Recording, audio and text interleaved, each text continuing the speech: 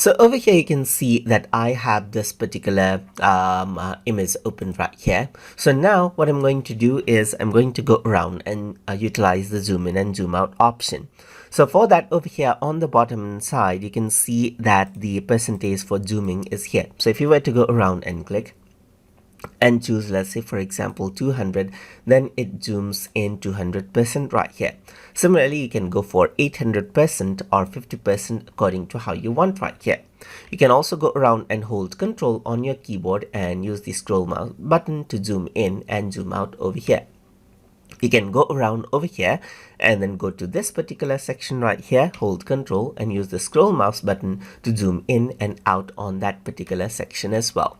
So if I were to go around over here onto let's say for example view, then you can see the zoom level over here as well. And over here you can see that zoom out and zoom in is an option. So if I were to go around onto view right here, zoom out and zoom in is an option right here, and the shortcut key for it is plus and minus right here. So if I were to go around over here and go around onto let's say for example zoom right here, you can see that this is what you have. So now what you can also do is you can go around and fill out the window right here just like this, and then you can also go around and fit the image to window over here. So these are the different zoom options as you can see right here.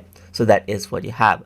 You can also go around over here and then select out, let's say for example 100% zoom and so forth right here, and different zoom level as you like.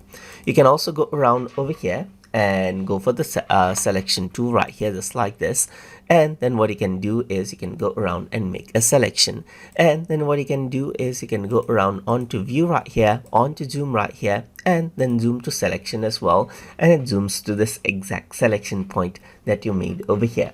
And that is how you can zoom in and zoom out inside of GIMP while you're working around with project.